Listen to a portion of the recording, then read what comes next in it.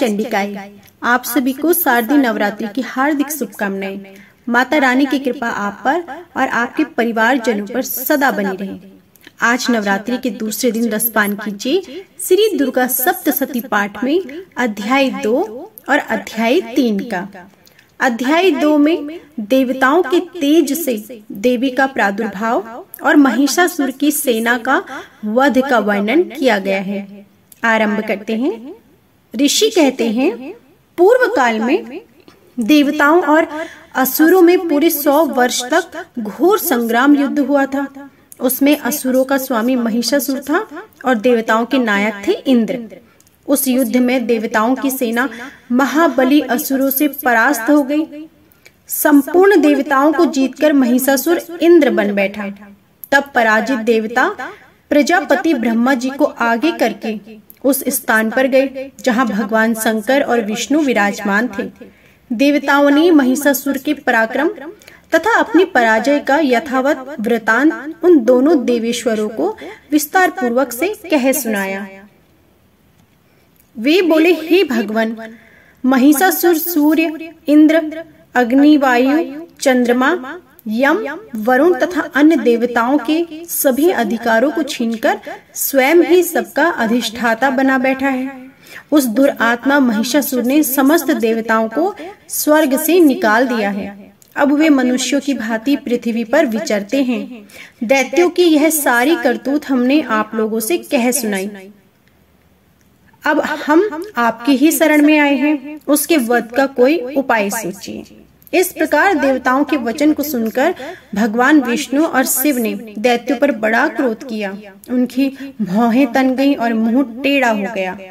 तब अत्यंत कोप में भरे हुए चक्रपाणी श्री विष्णु जी के मुख से एक महान तेज प्रकट हुआ। इसी प्रकार ब्रह्मा जी, शंकर तथा इंद्र आदि अन्य देवताओं के शरीर से भी बड़ा भारी तेज निकला। वह सब मिलकर एक हो गया। महान तेज का वह पुण्य ज्वालामयान पर्वत सा जान पड़ा। देवताओं ने देखा कि वहां उसकी ज्वालाएं संपूर्ण दिशाओं में व्याप्त हो रही थी। संपूर्ण देवताओं के शरीर से प्रकट हुए उस तेज की कहीं तुलना ही नहीं थी। एकत्रित होने पर वह एक नारी के रूप में परिणित हो गया। वह अपने प्रकाश से तीनों लोकों में फैल रहा था। उससे उस देवी का मुख प्रकट हुआ। यमराज के तेज से उसके सिर में बाल निकल आए। श्री विष्णु भगवान के तेज से उसकी भुजाएं उत्पन्न हुई। चंद्रमा के तेज से दोनों स्तनों का और इंद्र के तेज से मध्य भाग का प्रादुर्भाव हुआ। वरुण के तेज से जंघा और पिंडली तथा पृथ्वी के तेज से निस्तंभ भाग प्रकट हुआ। ब्रह्मा के तेज से दोनों चरण और सूर्य के तेज से उनकी अंगुलियां हुई। वसुओं के तेज से हाथों की अंगुलियां और कुबेर के तेज से नासिका प्रकट हुई। उस देवी के दांत प्रजापति के तेज से और तीनों नेत्र अग्नि के तेज से प्रकट हुए थे। उसकी भौहें संध्या के और कान वायु के तेज से उत्पन्न हुए थे। इसी प्रकार अन्य देवताओं के तेज से भी उस कल्याणमयी देवी का आविर्भाव हुआ। तदंतर समस्त देवताओं के तेज मुख से प्रकट हुई देवी को देखकर महिषासुर के सताए हुए देवता बहुत प्रसन्न हुए। पिनाकधारी भगवान शंकर ने अपने शूल से एक शूल निकालकर उन्हें दिया। फिर भगवान विष्णु ने अपने चक्र से चक्र उत्पन्न करके भगवती को दिया। वरुण ने भी शंख भेंट किया। अग्नि ने उन्हें शक्ति दी। वायु ने धनुष तथा बाण से भरे हुए 2 तरकस प्रदान किए। सहस्त्र नेत्रों वाले देवराज इंद्र ने अपने व्रज से व्रज उत्पन्न करके दिया और ऐरावत हाथी से उतार कर एक घंटा भी प्रदान किया। यमराज ने काल दंड से दंड, वरुण ने पाश, प्रजापति ने स्फटिक काक्ष की माला तथा ब्रह्मा जी ने कमंडलू भेंट किया। सूर्य ने देवी के समस्त रोम कोपों में अपनी किरणों का तेज भर दिया। काल ने उन्हें चमकती हुई ढाल और तलवार दी। श्री समुद्र ने उज्जवल हार तथा कभी जीर्ण न होने वाला दिव्य वस्त्र भेंट किया। साथ ही उन्होंने दिव्य चूड़ामणि, 2 कुंडल, कड़े, उज्जवल अर्धचंद्र, सब बाहों के लिए केयूर, दोनों चरणों के लिए निर्मल निपुर, गले की सुंदर हंसली और सब अंगुलियों में पहनने के लिए रत्नों से जड़ी हुई अंगूठियां भी दी। विश्वकर्मा ने उन्हें अत्यंत निर्मल फरसा भेंट किया, साथ ही उनके प्रकार के अस्त्र और शस्त्र कवच दिए। जल आदि ने भी उन्हें सुंदर कमल का फूल भेंट किया। हिमालय ने सवारी के लिए सिंह तथा भांति भांति के रत्न समर्पित किए। धनाध्यक्ष कुबेर ने मधु से भरा पानपत्र दिया तथा संपूर्ण नागों के राजा शेष ने, जो इस पृथ्वी को धारण करते हैं, उन्हें बहुमूल्य मणियों से विभूषित नागाहार भेंट किया।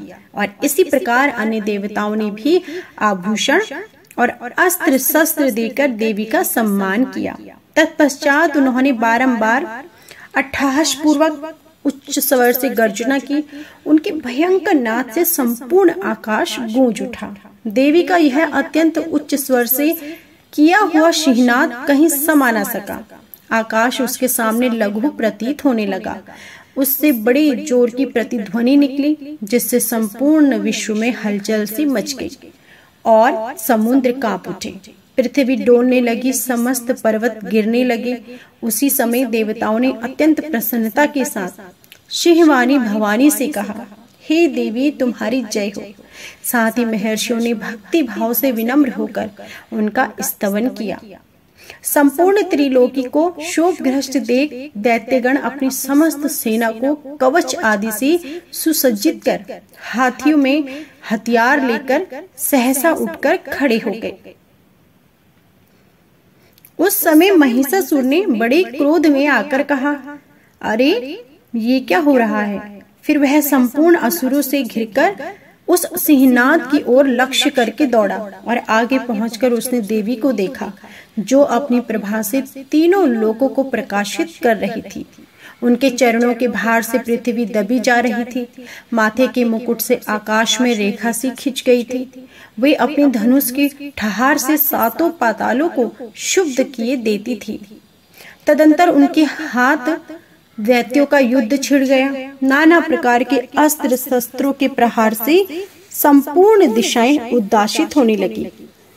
चिक्षुर नामक महान असुर महिषासुर का सेना नायक था। वह देवी के साथ युद्ध करने लगा। अन्य दैत्यों की चतुर्गिणी सेना तथा 7 चामर भी लड़ने लगा। 60,000 रथियों के साथ आकर उदग्र नामक महादैत्य ने लोहा लिया।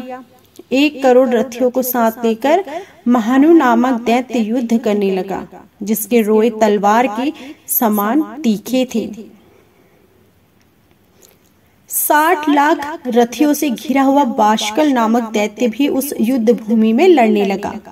परिवारित नामक राक्षस हाथी सवार और घुड़सवारों के अनेकों दलों तथा 1 करोड़ रथियों की सेना लेकर युद्ध करने लगा। बिडाल नामक दैत्य 5 अरब रथियों से घिरकर लोहा लेने लगा। इनके अतिरिक्त और भी हजारों महादैत्य थे। रथ, हाथी, घोड़ों की सेना लेकर वहां देवी के साथ युद्ध करने लगे।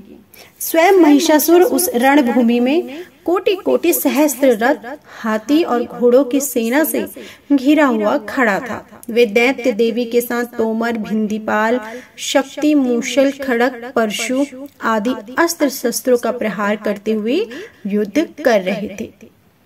कुछ दैत्यों ने उन पर शक्ति का प्रहार किया, कुछ लोगों ने पास फेंके तथा कुछ दूसरे दैत्यों ने खड़ग प्रहार करके देवी को मार डालने का उद्योग किया। देवी ने क्रोध में भरकर खेल खेल में ही अपने अस्त्र शस्त्रों की वर्षा करके दैत्यों के समस्त अस्त्र शस्त्र काट डाले। उनके मुख पर परिश्रम या थकावट का रंच मात्र भी चिन्ह नहीं था। देवता और ऋषि उनकी स्तुति करने लगे। वे भगवती परमेश्वरी दैत्यों के शरीरों पर अस्त्र शस्त्रों की वर्षा करती रही। देवी का वाहन सिंह भी क्रोध में आकर गर्दन के बालों को हिलाता हुआ असुरों की सेना को इस प्रकार विचरने लगा, मानो वनों में दावानल फैल रहा हो। वे सभी तत्काल सैकड़ों हजारों गणों के रूप में प्रकट हो गए और परसों, भिंदीपाल, खड़ग तथा अस्त्रों शस्त्रों द्वारा असुरों का सामना करने लगे। देवी की शक्ति से बढ़े हुए वे गण असुरों का नाश करते हुए नगाड़ा और शंख आदि बाजी बजाने लगे। तदंतर देवी ने त्रिशूल से, गदा से शक्ति की वर्षा की और खड़ग आदि से सैकड़ों महादैत्यों का संहार कर डाला। कितनों को घंटे के भयंकर नाद से मूर्छित करके मार गिराया। बहुत से दैत्यों को पाशे से बांधकर धरती पर घसीटा। कितने ही दैत्य उनकी तीखी तलवार की मार से दो दो टुकड़े हो गए। कितने ही गदा की चोट से घायल होकर धरती पर गिर गए। कितने ही मूषल की मार से अत्यंत आहत होकर रक्त वमन करने लगे। कुछ दैत्य सूल से छाती फट जाने के कारण पृथ्वी पर ढेर हो गए। उन रण अंगनों में बाण समूहों की वृष्टि से कितने ही असुरों की कमर टूट गई, किन्हीं की बाहें छिल गई, कोई छिन्न भिन्न हो गया, कितनों की गर्दन कट गई। कितने ही दैत्यों के मस्तक कट कट कर गिरने लगे। कुछ लोगों के शरीर मध्य भाग में ही विदीर्ण हो गए। कितने ही महादैत्य जांघें कट जाने से पृथ्वी पर गिर पड़ी। कितनों को ही देवी ने एक बाह, एक पैर और एक नेत्र वाले करके दो टुकड़ों में चीर डाला। कितने ही दैत्य मस्तक कट जाने पर गिरकर फिर उठ जाते और केवल धड़के ही रूप में अच्छे अच्छे हथियार हाथ में लेकर देवी के साथ युद्ध करने लगते। कितने ही बिना सिर के धड़ हाथों में खड़ग, शक्ति और सृष्टि लिए दौड़ते थे तथा दूसरे दूसरे महादैत्य ठहरो ठहरो यह कहते हुए देवी को युद्ध के लिए ललकारते थे। वहां की धरती देवी के गिराए हुए रथ, हाथी, घोड़े और असुरों की लाशों से ऐसी पट गई थी कि वहां चलना फिरना असंभव हो गया था। दैत्यों की सेना में हाथी, घोड़े और असुरों के शरीर से इतना अधिक रक्तपात हो गया था कि थोड़ी देर में वहां खून की नदियां बहने लगी। जगदम्बा असुरों की विशाल सेना को क्षण भर में ही नष्ट कर दिया। ठीक उसी तरह जैसे तृण और कांट के भारी ढेर को आग कुछ ही क्षणों में भस्म कर देती है और वह सिंह भी गर्दन के बालों को हिला हिलाकर जोर जोर से गर्जना करता हुआ दैत्यों के शरीर से मानो उनके प्राण चुन लेता था। वहां देवी के गणों ने भी उन महादैत्यों के साथ ऐसा युद्ध किया जिससे आकाश में खड़े हुए देवतागण उन पर बहुत संतुष्ट हुए और फूल बरसाने लगे। और इस प्रकार श्री दुर्गा सप्तशती पाठ में अध्याय 2 समाप्त हुआ। अब अध्याय 3 सुनिए। अध्याय 3 में सेनापतियों सहित महिषासुर के वध का वर्णन है।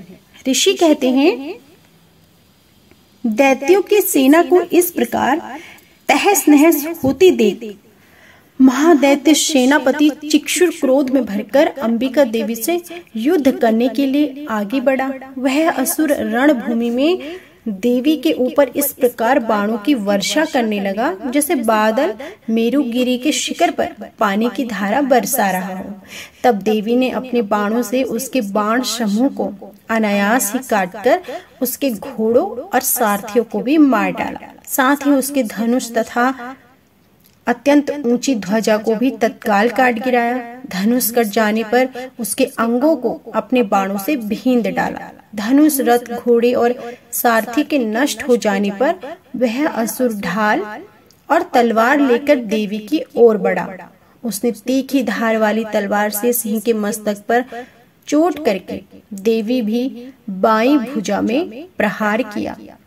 राजन, देवी की बाह पर वार पहुंचते ही वह तलवार टूट गई। फिर तो क्रोध से लाल आंखें करके उस राक्षस ने सूल हाथ में लिया और उसे उस महादैत्य ने भगवती भद्राकाली के ऊपर चलाया। वह सूल आकाश से गिरते हुए सूर्य मंडल की भांति अपने तेज से प्रज्वलित हो उठा। उस सूल को अपनी ओर आते देख देवी ने भी सूल का प्रहार किया। उससे राक्षस के सूल के सैकड़ों टुकड़े हो गए। साथ ही महादैत्य चिक्षुर की भी धज्जियां उड़ गई। महिषासुर के सेनापति उस महापराक्रमी चिक्षुर के मारे जाने पर देवताओं को पीड़ा देने वाला चामर हाथी पर चढ़कर आया। उसने भी देवी के ऊपर शक्ति का प्रहार किया, किंतु जगदम्बा ने उसे अपने हुंकार से ही आहत और निष्प्रभ करके तत्काल पृथ्वी पर गिरा दिया। शक्ति टूटकर गिरी हुई देख चामर को बड़ा क्रोध आया।